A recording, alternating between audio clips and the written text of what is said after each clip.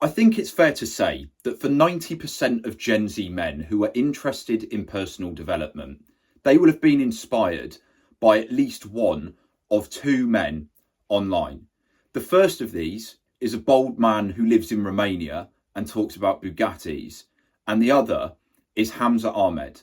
And in this video, I'm going to talk about the downfall of Hamza Ahmed, based on a video that I watched earlier by Internet Anarchist in particular, who touches on a number of points that have been made about Hamza. But I'm actually going to defend Hamza in this video, whilst also stating from the beginning that I do fully recognise why Hamza has had so much stick and lost followers and has been held accountable for hypocrisy and some of the things that he's done. And I will touch on that. But the key reason that I'm actually going to defend where he is because it seems quite blatant to me that Hamza is a prime example of the risk you face as a young man documenting your life, your personal development journey online, particularly if you amass a large following in the process, which is exactly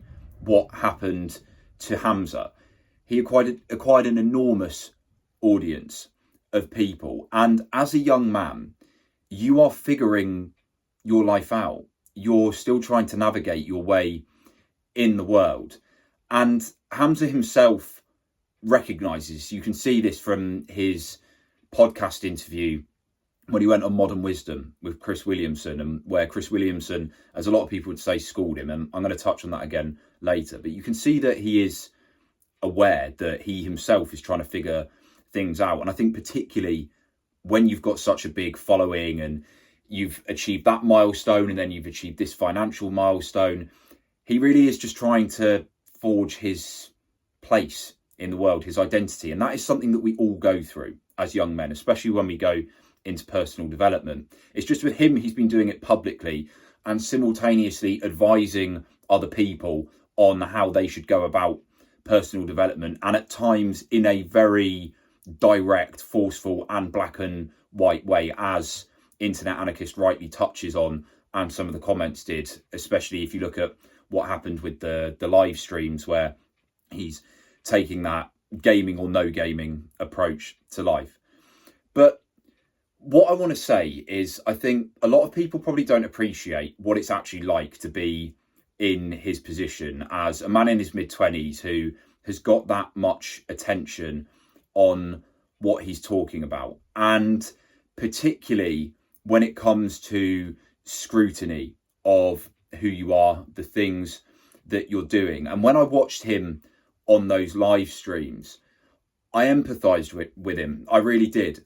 And the reason that I do is because I've been in the same position, not on his scale, right?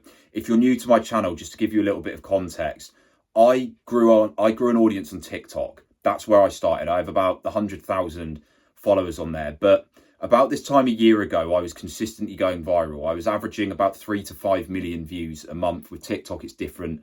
Most people don't follow you.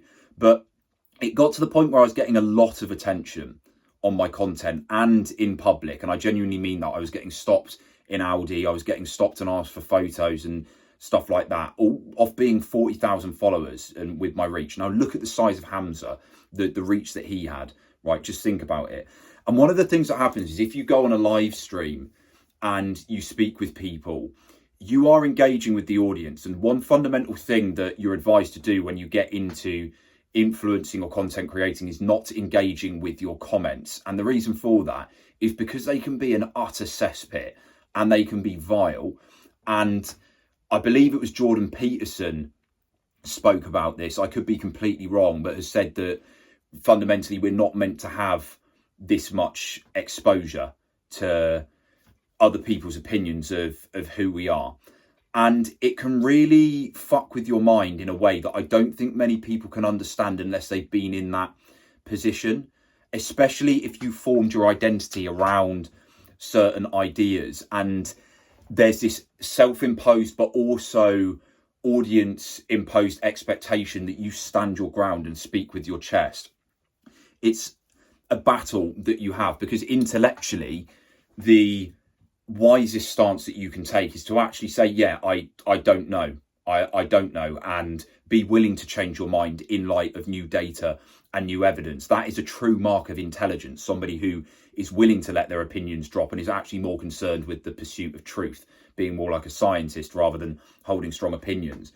But with someone like Hamza, who built an audience in personal development around him being an authority figure, he needed to speak with authority, and it may well have undermined what he was doing if he was uncertain too in what he was saying. Now, he ended up undermining himself anyway because his uncertainty came through the volatility of his actions and the changes that he made.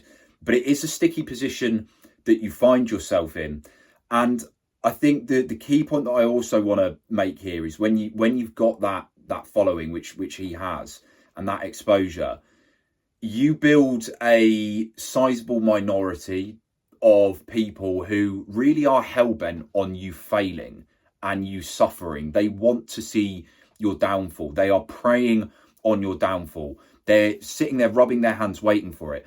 And most of the time, as Hamza alluded to in those videos, although it was pretty harsh, if you're gaming, obviously you can game and enjoy yourself, but a lot of people that leave negative comments and hate comments online, they are total losers. They have nothing going on in their life. They are deeply insecure. They are miserable.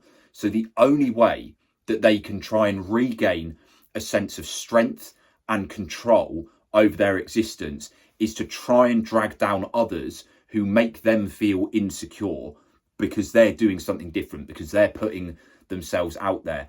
And I think this is particularly prevalent amongst young men. I think a lot of the worst haters online are young, disenfranchised guys, and some of the worst ones actually are the ones that aren't younger. They've got a bit older. They're in their 30s, 40s. You get a good chunk of X's and boomers who can just be vile online. And again, it's because they're miserable. They're unhappy with their lives, and they just want to see other people struggle and suffer, especially those who are building audiences. Now, naturally, you're going to be open to scrutiny if you put yourself in the public eye as well. We do have to recognise this. This is an inevitable part of you being out there, and you do have to be willing to accept that criticism. But it is very difficult to deal with, and unless you've been in that position, I think a lot of people, they really just won't understand that. And in that internet anarchist video, I know his channel is dedicated to talking about the downfall of influencers and so on. Some of the comments that were being read out and some of the vibes, it wasn't to that level of being like total loser, because like obviously internet anarchist is actually running a channel and doing something productive, right, which is a good thing. But there were parts of it that made me feel like it is tapping into that crowd of people who would rather spend their time preying on other people's downfall than doing something about themselves. And you find this as well with people who, they're not necessarily haters and complete losers, but they are people who are discontent with their life, particularly intelligent people who are discontent with their life. I'm not saying this about internet anarchists, by the way. I'm saying like the kind of crowd that it can tap into. They would rather be cynical and skeptical and right and criticize everything than actually do anything themselves. Because again, they're not happy with where they are in their own life. They want things to be better, but they're also not willing to do anything about it really and make much of a change, or they're doing it a little bit, but they're still more bitter, and they're still falling into this habit of trying to critique others for what they're doing. And you see this actually in a lot of areas, especially around wealth creation online. You have a lot of intelligent people who, you know, they'd rather just assume that anybody who's putting themselves out there is lucky or a scammer or anything like that, rather than trying things themselves and believing it, because it's easier for them to just fall back to the intellectual argument. For example, with Hamza's courses, which is the next thing that I want to touch on, the money side of things. Part of the criticism that he got was the Adonis Gang, or whatever it's called, his academy. It wasn't particularly good value for money, and that a lot of the stuff in there you could find online for free, right? That is the case with the vast majority of digital products and online courses. That is just the brutal reality.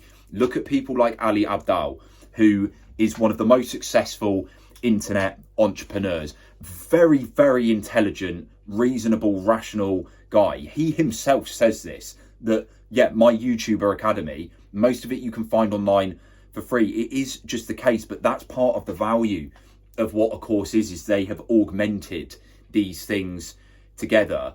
And if people are willing to pay for it, why not?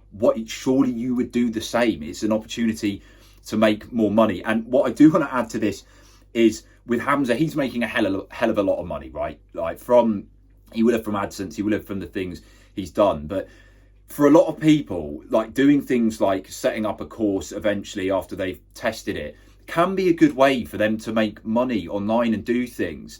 But people will just immediately assume that it's a scam and they'll try and drag it down. And I really hate this attitude. Again, I think it's very anti-entrepreneurial. Yeah, I said it right the first time.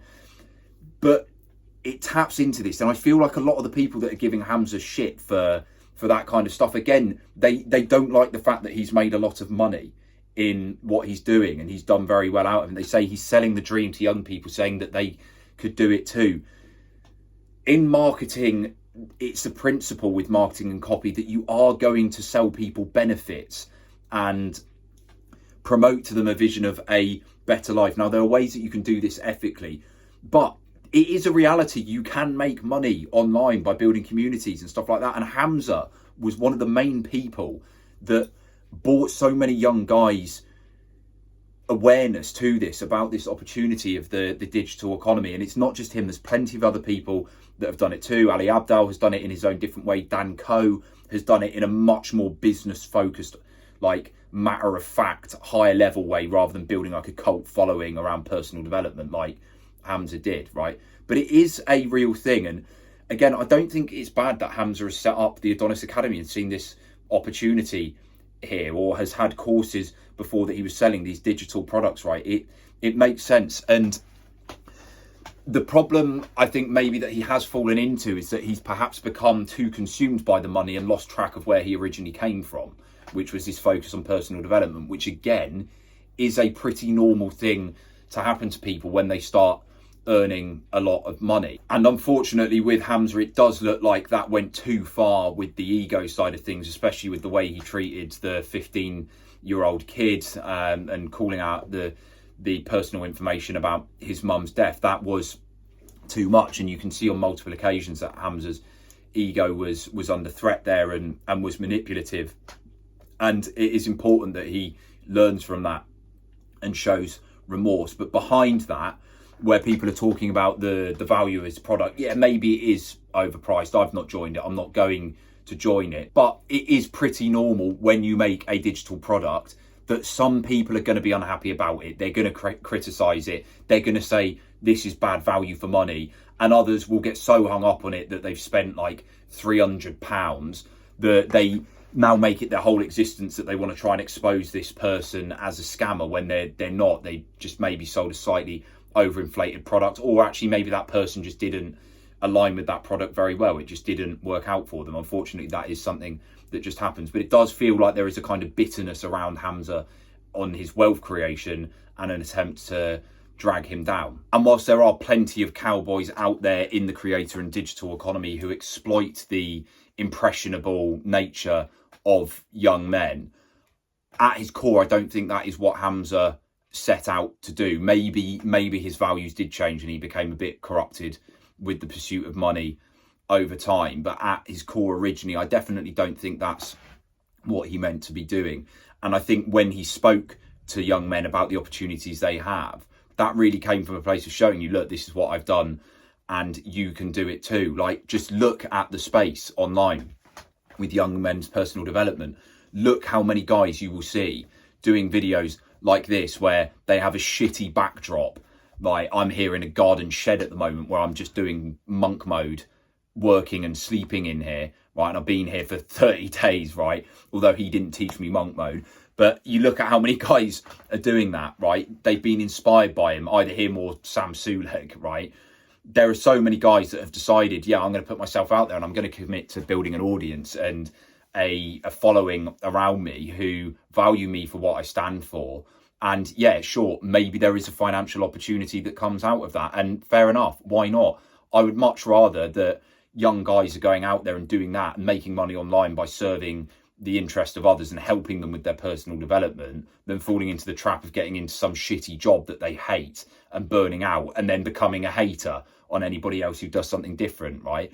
You can't blame him for wanting to inspire other people for that.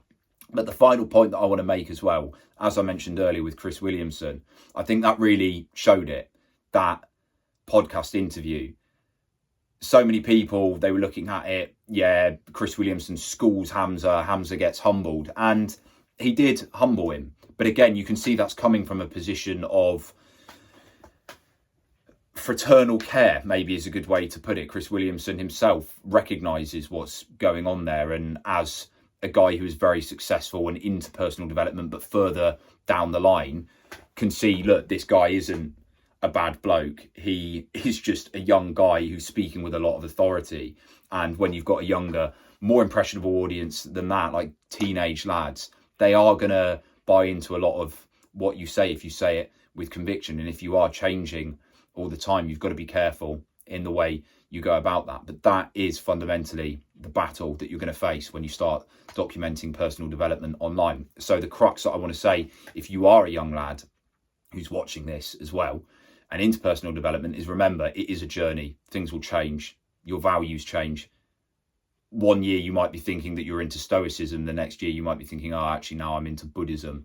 You know, just to give you an example, right? You might want to be doing Muay Thai 1 minute and then you might decide that actually you want to be getting into yoga and you don't want to be fighting anymore. Whatever it is, like, we are prone to change, and we all know somebody who's like that. We all have mates who are volatile and they go through their phases of identifying with different things, and you have probably done it yourself as well. That is part of the journey. If you're documenting it online, maybe the best thing to do is just be honest about that's how it is. And also be mindful that when you're listening to people that are giving advice on personal development, including people like myself, like if you do watch my content, we are all young still at the end of the day, right? Anyone who's below 35, right, they're still very young in what they're doing. Obviously, when you hit 36, you become a pensioner, right? But you get the point that I'm making here, yeah?